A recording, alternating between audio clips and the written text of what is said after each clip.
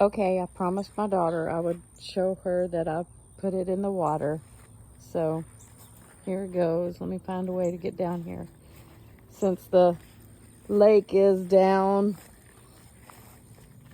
I'm not going to put it in the water, but I'm going to put it right near the water so it can go on its own.